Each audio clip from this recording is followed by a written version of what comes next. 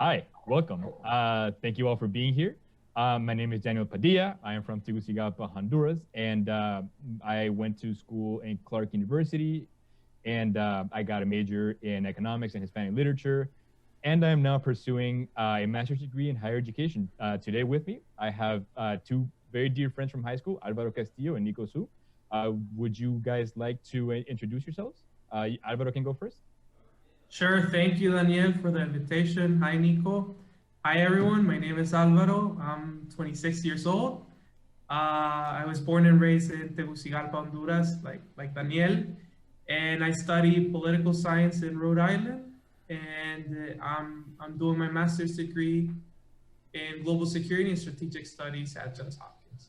Very cool. What are you doing now besides your master's degree? Well, work-wise, mainly I worked in areas related to politics. I worked with senators of the White House in Rhode Island and with Mayor Jorge Lorza. Then I worked for a bit in the Honduran consulate in Washington, D.C. And then I worked in the past 3 years in a presidential delivery unit as a communications and security specialist.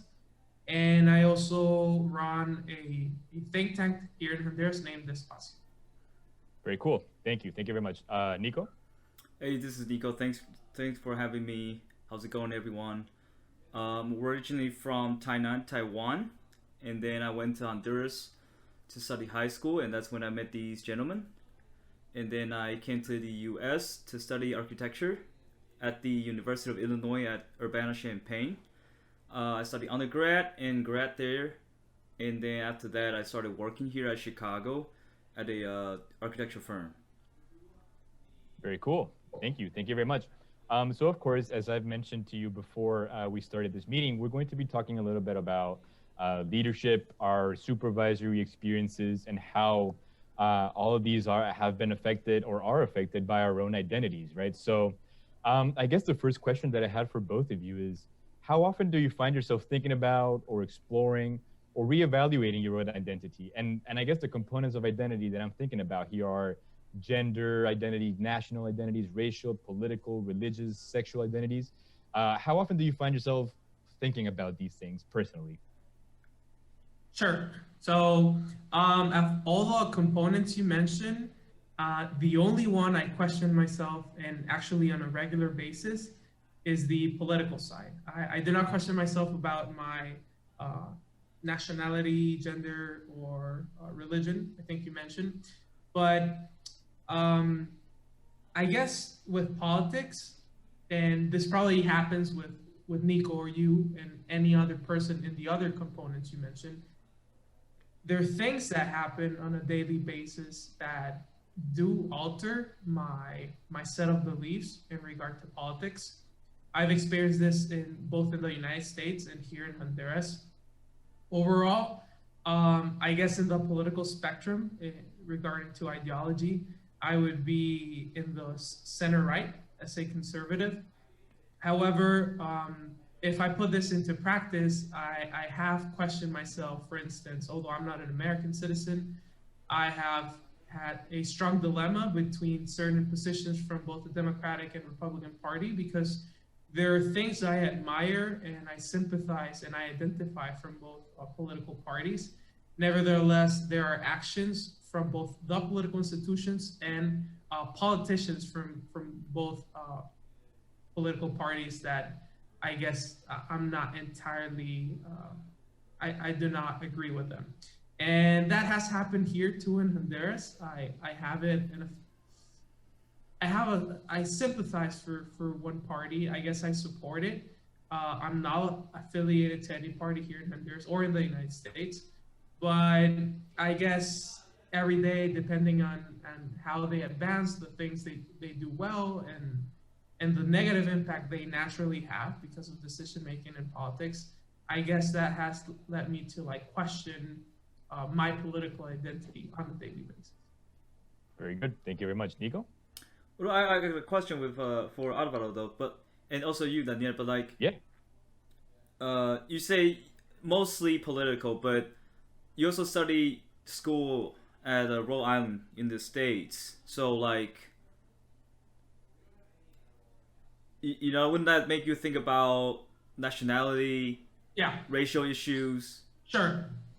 No, that of course. I'm not trying to say like I ignore the importance of all this issues, because there are a lot of issues related to gender, race as well. I guess some of the best examples would be the Black Lives Matter movement, and it kind of highlighted the historical divisions and injustices that have been present in American society. And of course, this movement transcended American borders, and it has spread all across the world. And I totally approve and support this movement, because it addresses things that certain social inequalities that need to improve. The world and humanity has progressed so much. We're in the 21st century, and there are things that nowadays, we're not living in slavery, we're not living in colonialism. However, we still have a lot of social issues related both to race and gender that we need to put a stop to them and improve in order to create a more just and inclusive world.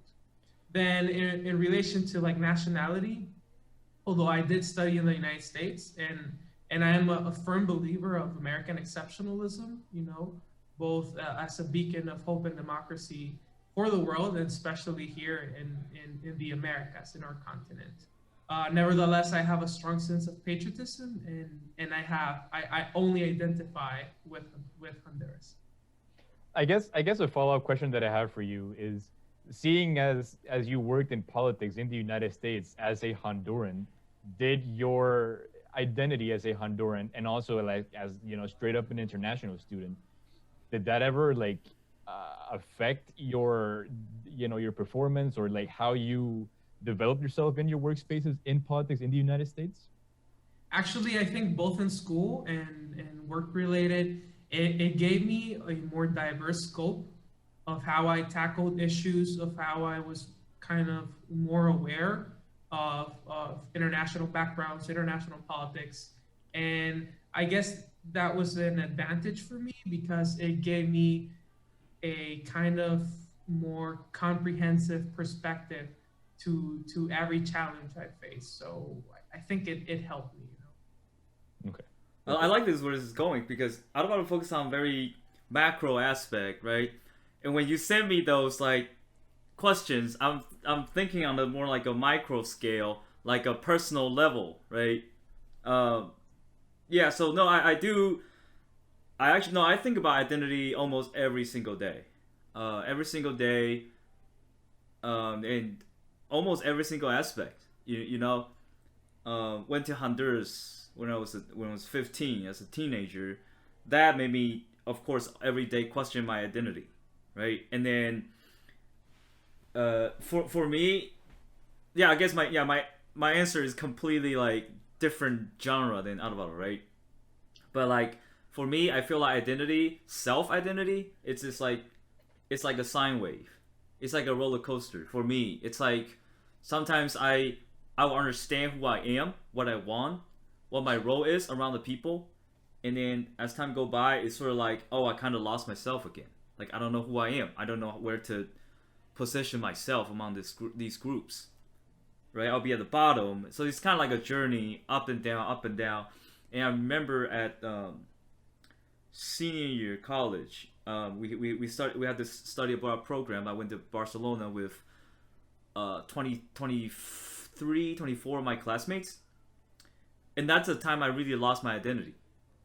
We dispatch as a whole group from the architecture school from US, and so I was sort of seeing myself as, I'm from the US too, right? When people introduce, we were in Spain, people ask like, hey, where you from? Or it's like, oh, I'm from Chicago, kind of, just so I don't have to explain too much stuff, right? Just don't have to go from Taiwan, Honduras, US, whatever. And that got me messed up in a sense, right? Because just when I thought I'm American enough, then I realized I am not. I am simply not American, right? And I'll never be, right? And then So that was the time I was lost. But then in grad school, I kind of found myself again. I know who I am.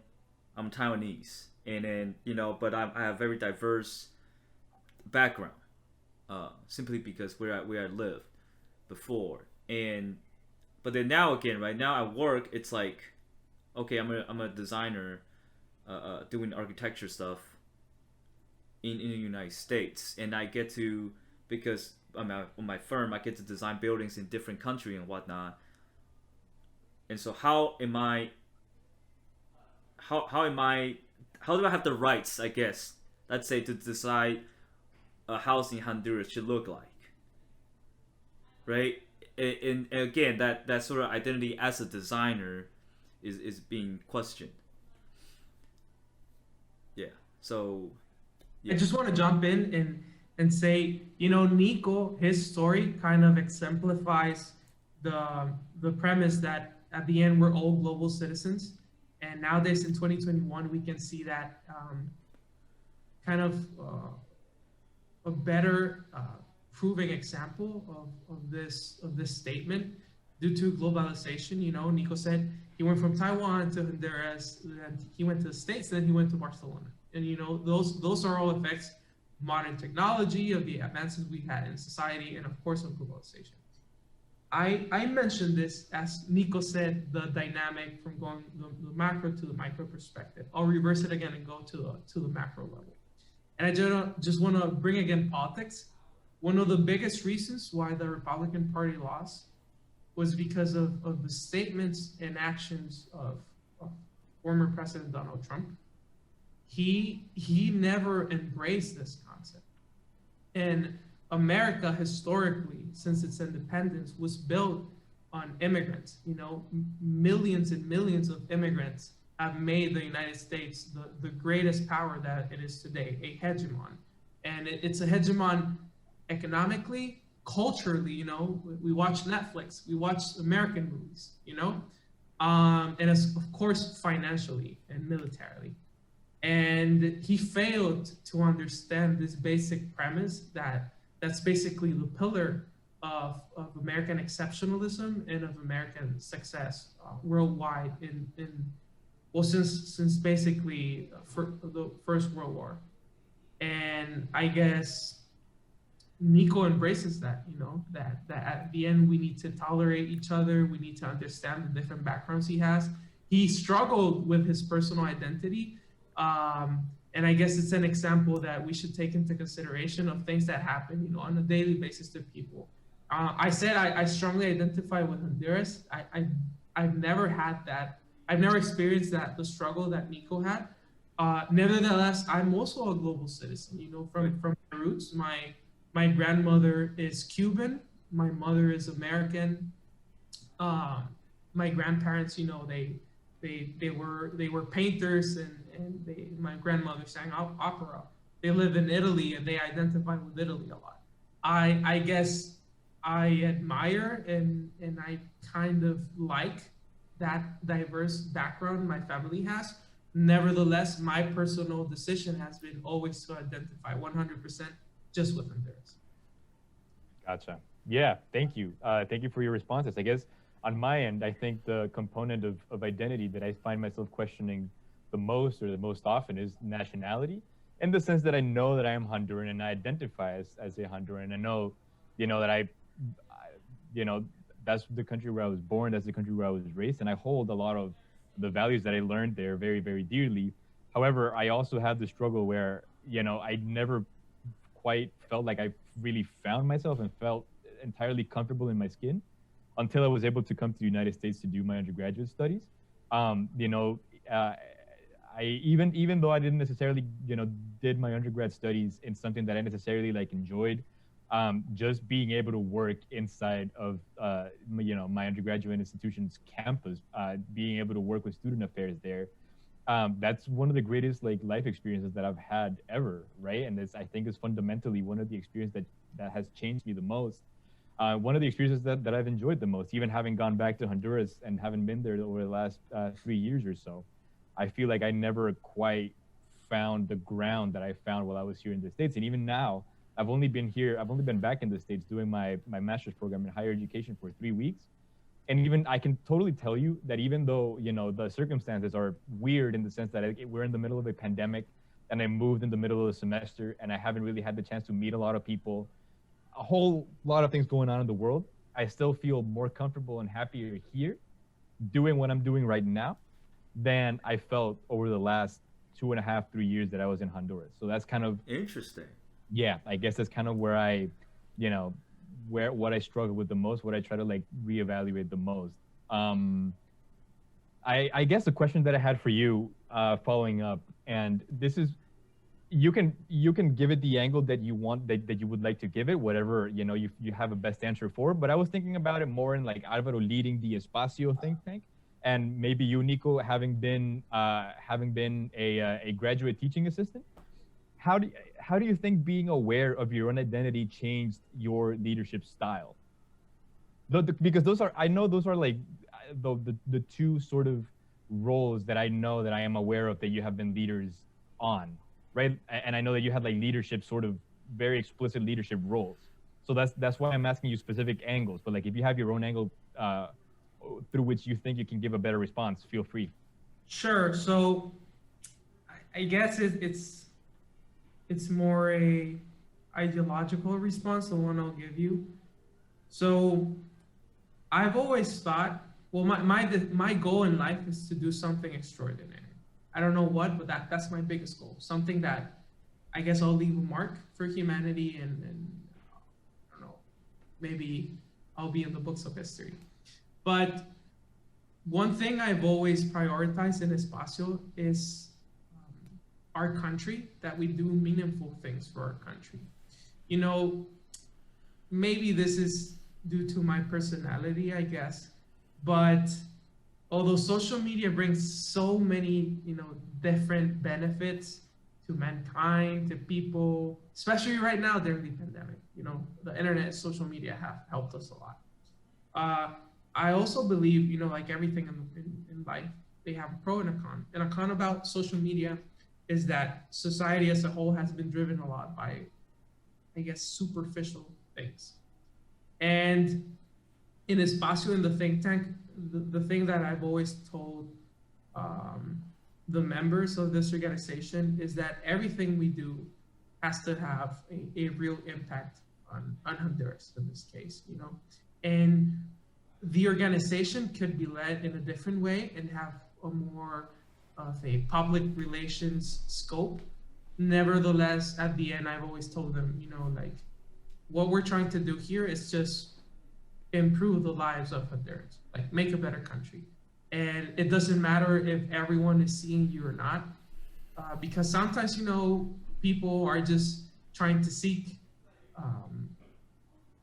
kind of PR that will create noise in the media, but they're not actually doing a real and tangible impact in society. In my case for Espacio, my leadership role, I guess that I always prioritize, let's actually, and then it will come as a complement, the media effect that we'll have, that's, I guess I always focus that on meaningful things, and at a second level, I guess the impact and the noise they create. And everyone that you work with in Espacio is born and raised in Honduras, yes? Yes, that's correct. Okay, very cool. And in Espacio you work with people who've also like had opportunities to study abroad and everything, right? Yes, Espacio. Basically, the bedrock of this organization lies with volunteers here in Tegucigalpa, the capital of Honduras, and in San Pedro Sula, in the northern part, which is the industrial city of our country. Nevertheless, we do have volunteers, Hondurans like you, Daniel, that are studying or working overseas. I guess, okay, so hearing all of that, how have you felt? Have you felt any differences at all in leading this group of, in leading this organization in Honduras, where most of the people who are working on it, if not all the people who work on it, are Honduras and most of them based in Honduras? How has it been different leading this organization and this group of people in Honduras in contrast to groups of people that you may have had to work with or led while you were in the United States? Sure. So that there are huge cultural differences in leadership. For instance, overall, this doesn't happen in Espacio. In fact, we don't do this. But in general, I can tell you from my work here in Honduras and in the States, I feel in the States it's more based on meritocracy. Like it doesn't matter who you are. Like this happened to me. I didn't know anyone in Rhode Island. You know, here in Honduras, it's a small country. You have a friend of a friend, you know, and at the end, that's an advantage always because Honduras is so small. But in the States, you know, Daniel, you went there and saw like my day-to-day life.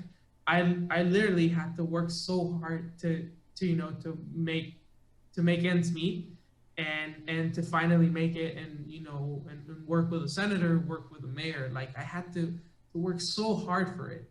And you know, I made kind of like my goal was accomplished, you know, my short-term goal. Here in Honduras, I have been very lucky, and I've had the opportunity to have a good job, good working opportunities, but that's an exception. You know, in Honduras, you need the contacts. Not everything is based on meritocracy, unfortunately. And then for Espacio specifically, Espacio was inspired in a leadership or public policy methodology named PDIA, Problem-Driven Iterative Adaptation. It comes from Professor Matt Andrews from the Kennedy School of Government and Harvard University.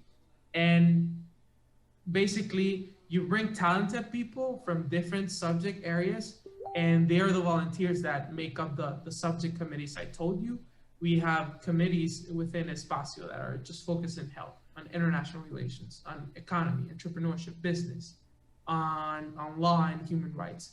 And everyone that volunteers in those different subject committees, they have studied those areas. You know, those were their majors in college. They have worked in those areas. And I guess at the end, it just comes into like a big interconnected network that's continuously seeking on a daily basis how to create innovative solutions in those different subject committees and areas for the well-being of the country. Gotcha. Very cool. Nico? See, dude, no, I love this story, man. I love this story. So to give a little, even like give a little background context to people, three of us, we were back in high school. We were selected as the student council members, and you know, for me, that's kind of sort of this idea where this idea is planted, and then now to see fully grown, right? Back then, Alvaro was the president, I was the VP, and we were just like, yo, that just do something that's actually make changes to the freaking school, right? Like we're not just like, oh, elected as Stuco and then we just chill for the whole year and graduate. You know what I mean? Like have no, have something. Yeah, no, we had conversation. To college. We like we want to make things happen. Remember that? No, he just laughing. But like, yeah, we were like, yo, let's host tournaments. All right, sports tournament. Let's go. So we did what? Volleyball, soccer, even basketball. We would host like a student against teacher basketball thing. We had talent show going on. Like, sure, back in the day, we just high school kids doing fun stuff. But we like through that process is actually how we find, like, you locate your passion, your identity, and now we see it on full blast. You know, absolutely love the story. But yeah, for me, Daniel mentioned the grad school TA. That was actually a very pivotal moment for me. Like I was saying, I was kind of lost on the senior year, and so that first year and second year of grad school is where I regained my confidence and everything. That's sort of been lost since I, live abroad. And this is really the first time that, we were like students all our life, right? And then this is up to this moment is all of a sudden my role shifted, right? I was a TA for design studio in architecture, and that's actually a bigger role than let's say, other class TA. So my job is to actually lead the class from day-to-day basis, right? I teach the student, I guide them, I see them every three times a week. I grade their work, I grade their tests, and I critique them and all that stuff. So like it's actually like kind of like a professor in a sense, and that's really when you realize how your identity affect leadership. You know, it's like, you know, I'm a first gen Taiwanese kid. I'm here teaching in the U.S. college. You know, I'm teaching these freshmen about architecture, which I learned architecture in the U.S. I never learned architecture anywhere else. Like you know, you start thinking about these stuff, and then you see these kids. They're nervous because they see you as a teacher, right? We always respect and fear teacher in a certain way, but now I'm the one that they like looking at. So it's an amazing experience to like, hey, I love architecture, let me show you, and then you receive it like their passion back. Sorry, like I don't know, any other question? Yeah. Did you have this going? how? I just have no really idea what the population in Urbana-Champaign kind of looks like. Did you have like a diverse sort of classroom? Yeah. So every TA gets to teach about like 20 to 23 students per semester, and then it's very diverse. It's very diverse. We have people from all around the world, actually. Middle East, Asia, North America, South America, all kinds, and So all backgrounds too. Yeah. Yeah. How did you connect with these students? Like you mentioned, sure, at the pillar of your relationship with these students was your love for architecture and your like desire to want to teach them architecture, but like that's only one component where you're trying to reach and lead a group of students, right? What else? I don't know. How else did you try to connect with them besides this shared interest of architecture? It really just like, okay, so yeah, you have to, I think here's the thing, you have to, since everyone's from different background, everyone's like different age, different interests, all that stuff. So I feel like when you want to connect with someone, you gotta find similarity. And so, because I did notice, no, like for the first week, students are like very absolutely intimidated to talk to me, right? I'll go up and say, hey, like what you got for today? Let's take a look. And then kids will be like, don't want to talk at all, or you know, like I'm not even yelling at them, but they're like, you can even see like some students, they're physically just like avoiding me, right? And so I kind of use architecture as a tool, I guess, a medium to create that connection. Because like it's not like I would just chit chat with a student. I don't do that, right? I just right. You gotta somehow create this common factor, and that's through architecture. And so, and also just put yourself out there first, right? So day one, I'll show him my work. I'll show him my portfolio. I say, hey, like you guys probably don't know, like it's okay. I was in your shoes a couple years ago. I didn't know anything, but look at me. Now this is my portfolio. This is what I can do, and this is what I can teach you. Right? So you put yourself out there. You understand their position. Identify with them. Right? And so, yeah, just try to create common factor. And I guess one last question that I have for you is, did the fact that you were an international student, you kind of touched upon this, but did you ever, being an international student teaching at a school, you know, being a teaching assistant at a United States school, did that like ever pose any challenges for you?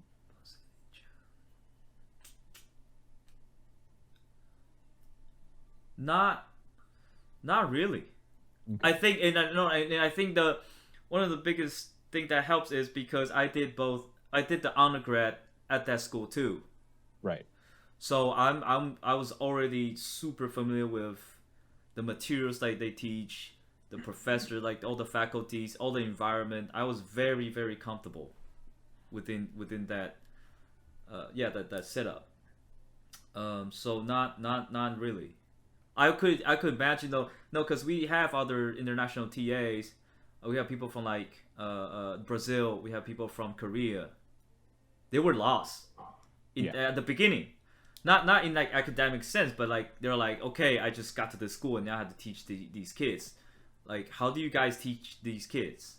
What's the right? Like, it's not that they're not qualified to teach them. It's just something else. it's like, right? how do we dance this, right? Right. Right. And I was already super familiar with that, so it was honestly, it was not an issue. Okay. Very cool. Very cool. Let's see. I have a couple more questions right here.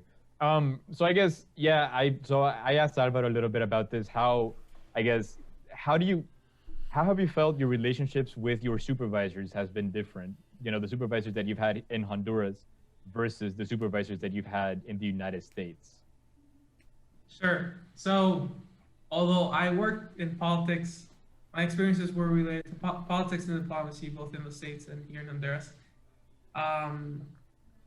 Although the intrinsic nature of my job was politics, here or in the States it was more academically, and here it was seeing more like the bad side of politics. With my leaders, I learned so much from both of them. Nevertheless, I guess when I came here to Honduras and worked in politics, I was very naive, and I came with this mentality of, like, you will climb the ladder based on merits and working hard. That's true, everywhere in the world, but in the States, that's enough. Here in Honduras, that's not enough, and you need the contacts. Never in my life, I've been here or in the States or anywhere in the world, I've been involved in any act of corruption, and I'll never be involved in any act of corruption in my life. Nevertheless, here in Honduras, I guess you're more exposed to it, and this is more an anthropogenic risk, where I believe here in Honduras, you're more exposed to bad people, I'd say. And what do I mean with this? You have bad and good people in the States and in Honduras, but in the States, people are more professional. Here in Honduras, especially in politics, it's like, what you see in the movies, like you see in Netflix or wherever. People are always trying to like backstab you, and they're always trying to like hurt you or to put you in a bad position with your boss or anything. So I guess that's what shocked me the most when I returned to Honduras and worked here. But at the same time, it made me more conscious, and I've learned so much, and I'm grateful for this opportunity because, at the end, I needed it. It was kind of a direct exposure with reality. And maybe I was in a little bubble working in the States. Everything was so, ideal and perfect. And then here I faced so many challenges that at the end, they just made me, I guess, a better professional and better at my job. And you've never felt your current position has been at risk because you haven't wanted to give into like any kind of cultural, workspace culture or something. No. Nevertheless, your question was, has it been at risk? No, but I believe it has slowed my process of climbing the ladder. You want to? I know this is a tricky subject because it's politics, but you think you can elaborate in any capacity? Sure. So I guess here to get a leadership position, you need both merits. Well, you need either a combination of merits and politics. either or. You don't need both. You know, the States merits by itself will get you into a leadership position. Not always. In the States, it's not perfect. There you also have corruption. There you also have people that are backstabbing you. But you just see that in like different spheres, and in particular cases. Here, it's the norm. Like that's the big difference I want to say. Here, it's the norm. In the States, it's the exception. Gotcha. Very interesting. Thank you. How about you, Nico? I know, we talked about it briefly before we started recording the call, about your experience, doing your internship in Taiwan and now working in the United States. How would you feel your relationship with your supervisor is different in both these contexts? Yeah. So, well, before I compare the two, yeah, sort of.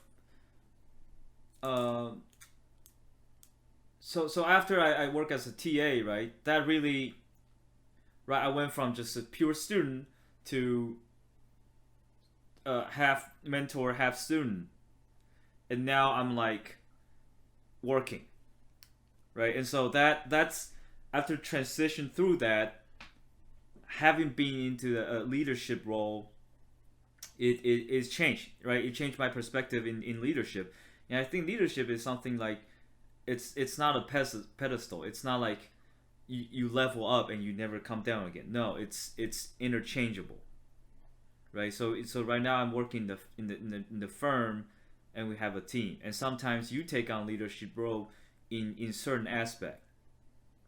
But again, I'm an entry level designer, right? So most of the time I follow their leadership, but there are times that I just gotta step up and take the role too, right? So it's interchangeable. And for me, leadership is something like it's constantly being reevaluated, right? Your leadership, your role, your power is given by your team. It's not granted, It's constantly changing.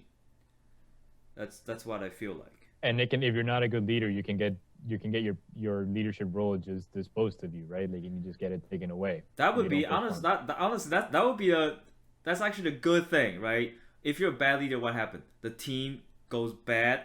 Right. You don't achieve the right goal, your objective. So getting kicked out, honestly, is doing everyone a favor. It's not like, you know what I mean? Like if we talk about, we try to achieve something, a goal, right? Right. So yeah, like that's why a lot of people say like, oh, because I'm working like a corporate firm, right? And so we also, like Alvaro was saying, we also have the ladder to climb. And some people are amazing designer, amazing co-workers, and then they level up into a manager, a sort of leadership role. And then they like, not everyone. I'm not really like saying anyone. I'm not referring to anyone I know. It's just a thing like, okay, some people got to the manager position, but they're actually not very good at leading people. But they still have to, you still have to promote them up. So it's kind of like it's interesting, right? So when you get to the leadership part, make sure, I guess everyone should like be very conscious that you are now in this role and it's totally different than before. Right. Yeah. Just coming back to the question, I'm just very curious on hearing how you would because I'm imagining the firm that you worked in, and correct me if I'm wrong, but I'm imagining the firm wherever you worked in Taiwan was mostly Taiwanese people, right? Like born, raised Taiwanese people. Is that correct? Yeah. No, I interned at two firms in Taiwan. So one is just pure Taiwanese people, and one firm we do have like two Spanish co-workers. In terms of leadership, though, that's a really good question. Wow.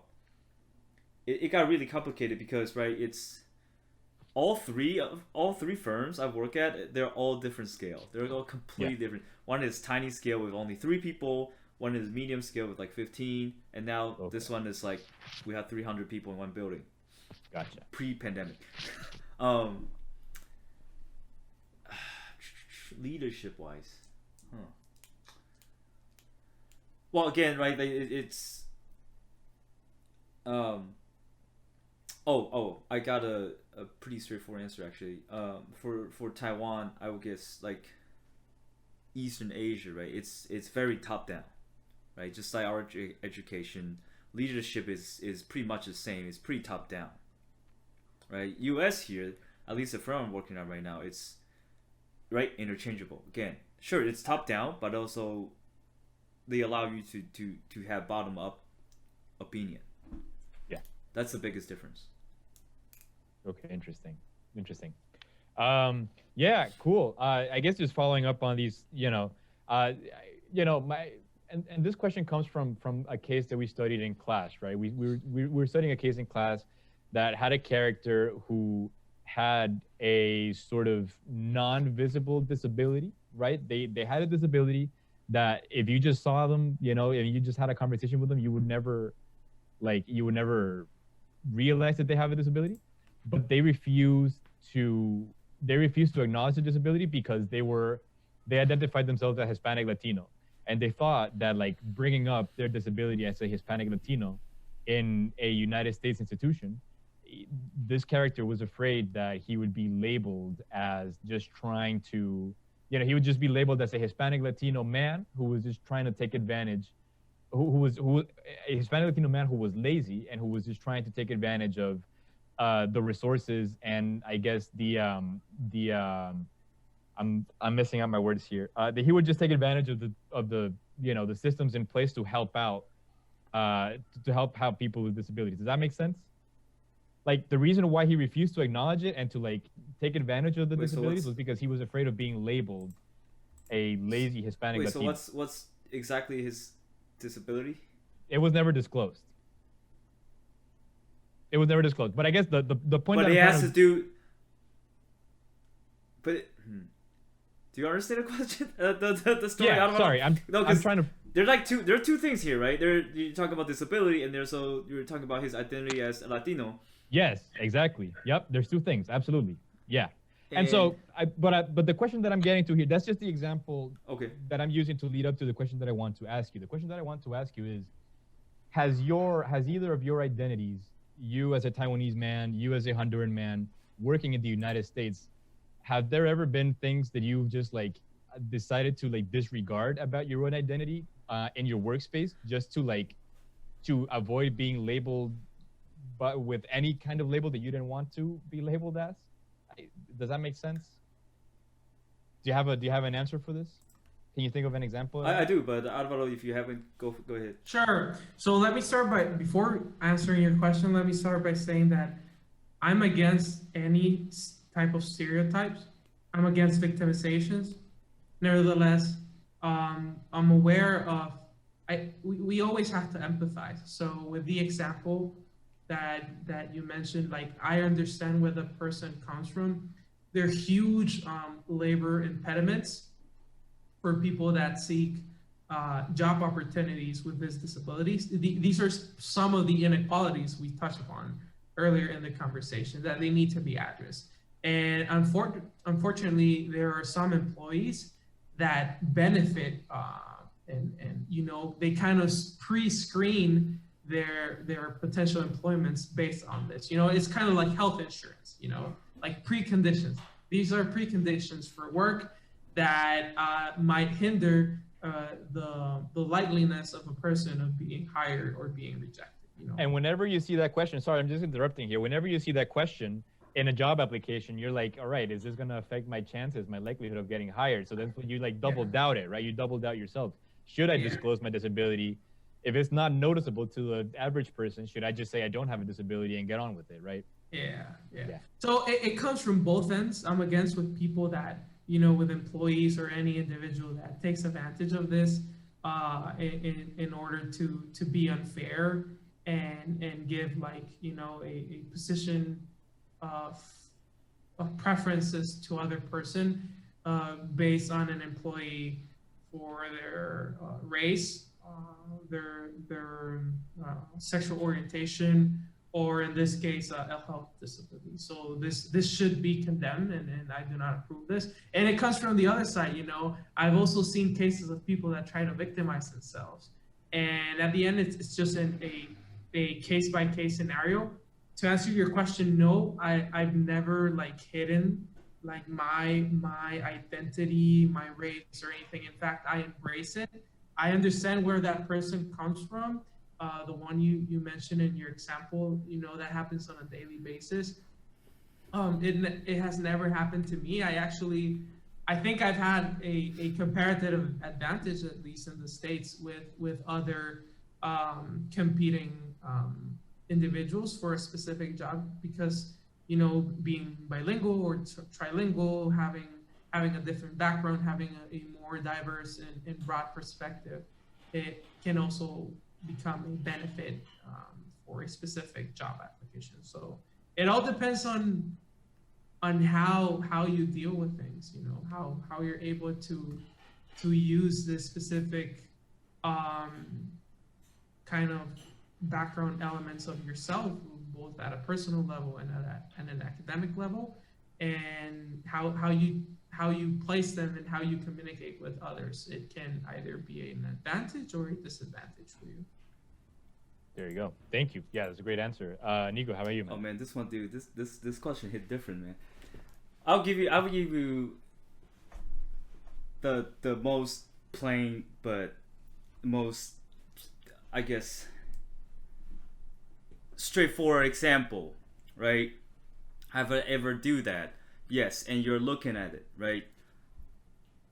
Because my name is not Nico, right? And no, for real. And so,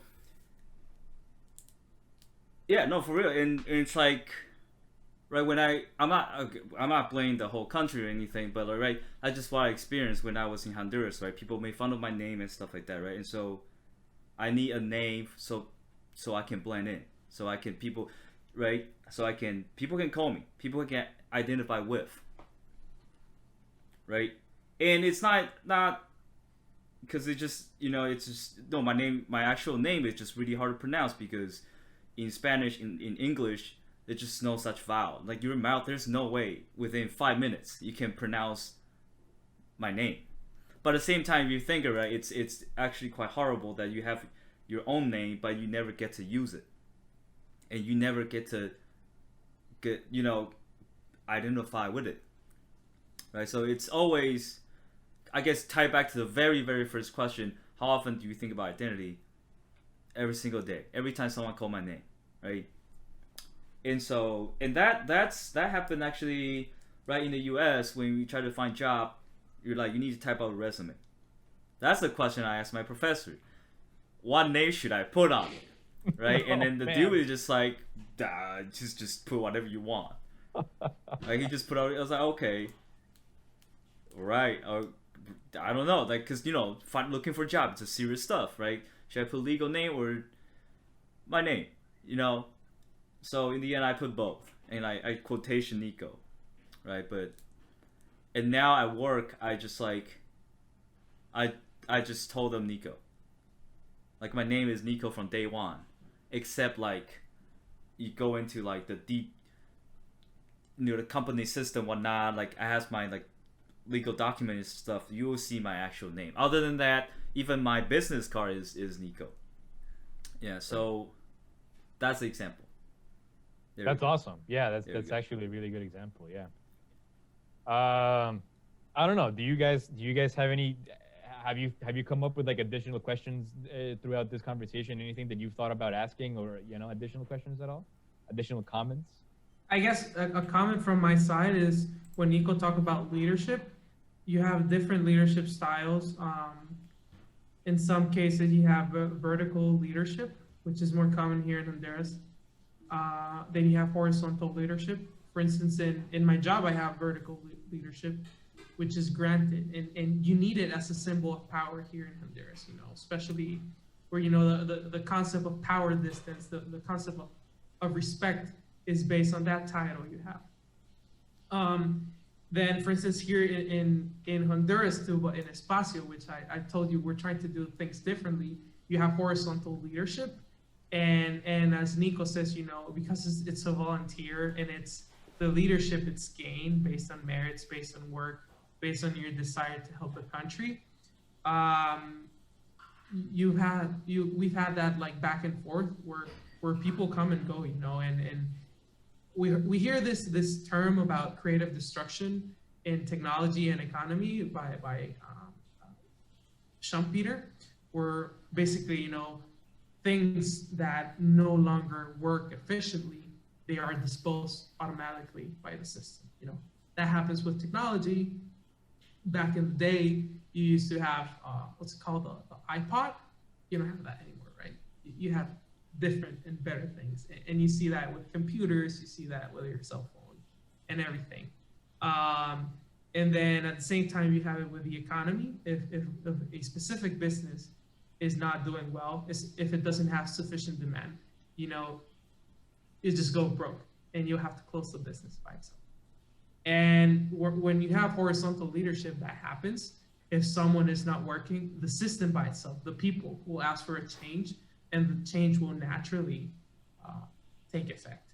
Whereas where you have vertical leadership, and you see that in governments, for instance, here in Latin America, where you have weak democratic institutions, where if a person is placed, you know, here we say in Honduras, por dedo, like by finger, they point at him, hey, because of contact, a specific contact, you have a specific affinity with a leader, you will remain in power. It doesn't matter if you're being efficient, if you're creating good benefits for the people, you'll stay in that position because you were placed there. It wasn't gained. And that's ironic, you know, because we're talking about government and democracy. Nevertheless, in the States, and even here in Honduras, where you have a weak democracy, that's the beautiful thing, that whenever you have elections, it doesn't matter if there's corruption, if they're rigged, you will see the people will point out to this creative destruction.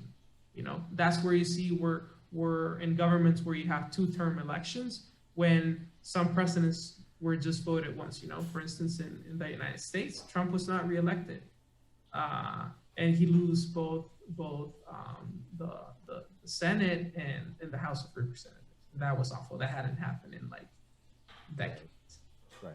And so at the end, you see the same here in Honduras. You see it every 4 years, not necessarily with presidents, but you see it with congressmen. You know, and here in Honduras, the internal elections are this month, and then at the end of the year we have the general elections, and I hope to see that more from the voters, to see that creative destruction where they actually punish with their vote people that, you know, haven't given their best to the country. Yeah, cool. I just came up with something. How are we doing on time? Because I did want to talk a little bit about gender. Just a few questions. How are we doing on time? Are you guys doing all right? All yours, dude.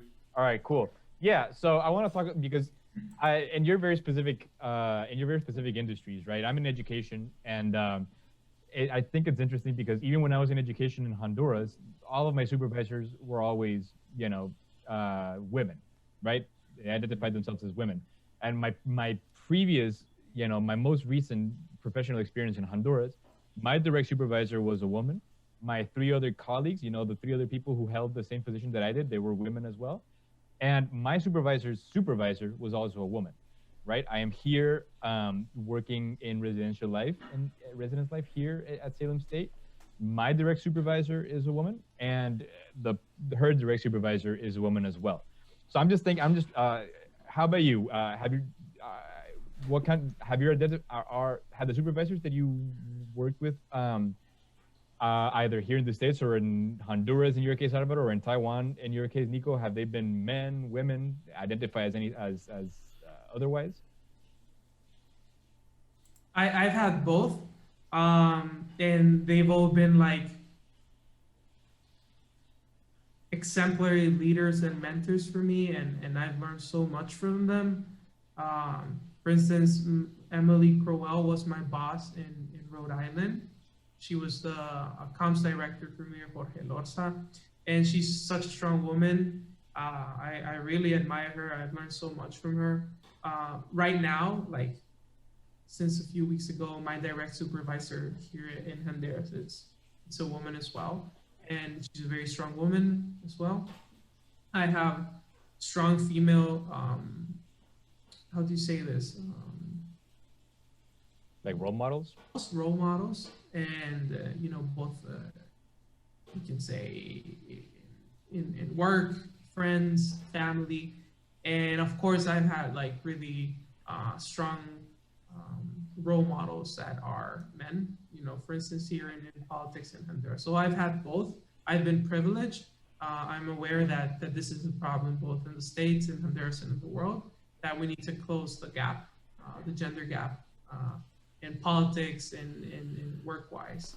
And I guess I've been lucky to have both as supervisors, men and women. Yeah, the reason, and that's exactly the reason why I bring it up, right? Because I remembered that I was doing a little bit of research before asking you to come into the call, and I was looking how, you know, how low the percentages are for women in positions of leadership, pretty much globally, right? And so I just started thinking it's interesting, because, you know, at least in my experiences in education, my supervisors have always been women. Their direct supervisors have always been women as well. So I was just curious to see if in your specific industries or spaces of work, if you had the chance to had women supervisors as well. Nico? I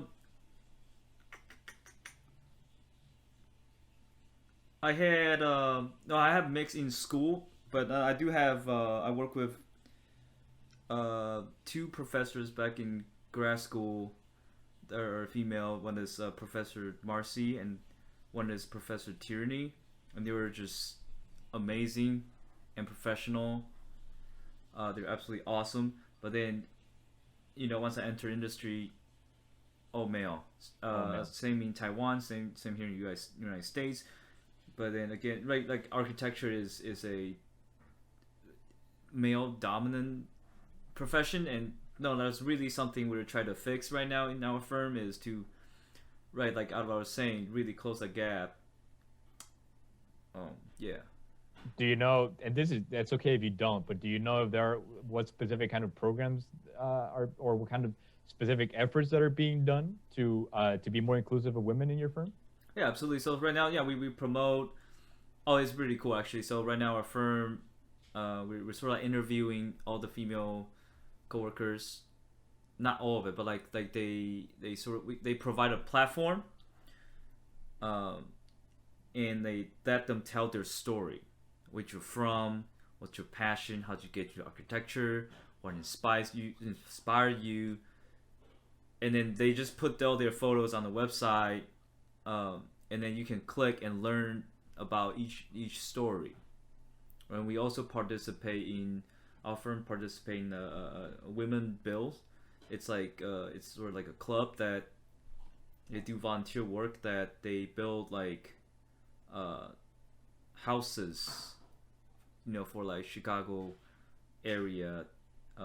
That's something they do. Yeah. No, there's a solid effort going on. We also have seminar. We host like events, try to promote these. How about in Taiwan? I understand that in Taiwan, the firms that you're working with were, you know, exponentially smaller scale. But did you have a lot of women colleagues, or were they mostly men as well? Oh, for colleagues, why it's mixed. It's mixed. Okay. It's a pretty fair mix. Yeah. Yeah. How about you, Alvaro? How do you think women fare in politics in Honduras specifically? So, leadership positions, there was like an article published like 2 or 3 weeks ago, based in Latin America, and at least I think in the private sector, the role of women was you know at the highest standards for the region. So that's good for Honduras. Sometimes we don't have that perception, because unfortunately this is a very chauvinistic society. but it's good to hear or see at those statistics. That in politics, for instance, in Espacio, we are trying to close the gender gap. So in the committee I told you about, that's related to economy, finance, and entrepreneurship, there's a specific program that's run by the members and volunteers of that committee called Women Empowerment. And basically we have this different webinars and different projects where you're actually having young strong female roles in Espacio in the society, and you try to pair them up in this specific conversations with people, or actually women that have been CEOs and presidents of banks and of specific successful firms here in Honduras. So this kind of keeps the entire group motivated, and it sheds light on the story of success these women had in through their lives, and younger women can learn from it. They can do network with these leading women in our society. And then for politics, we have a specific campaign for the upcoming elections. It's totally academic and unbiased, so very objective. And one of the components we have is about shedding light about or highlighting the gender gap in leadership positions in the National Congress of Honduras. And we've put statistics about that, and we've prioritized because we're doing podcasts and interviews to presidential candidates, people running for Congress in every party. Here in Honduras, we have they call it multi-atomized system, where you have a lot of political parties. Back in the day, before the 70s, we only had two parties, which are the National and Liberal Party, which are the only ones that have actually won the elections here in Honduras.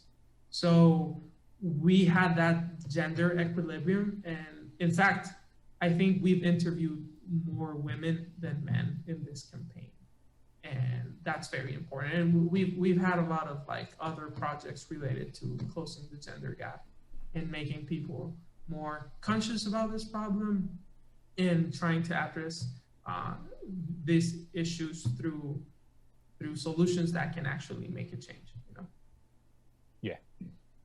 Yeah. Thank you. That's good to hear. Actually, I'm also pleasantly surprised to hear that Honduras is actually doing, relatively well in terms of women position of power, specifically in politics. I did not expect. I think that poll was for the business sector. I think. Oh, business. Okay, yeah. Not for politics. Okay, still pleasantly surprised for sure. Yeah, I don't know that I can think of any more questions at the moment. Can you any final pointers that you want to give? All right. Good. Yeah. Yeah. I want to thank you so much for your time. Thank you so much for sharing, your experiences. It's been a pleasure having you today. And yeah. Thanks for having us. Good catching up. Yeah. Of course.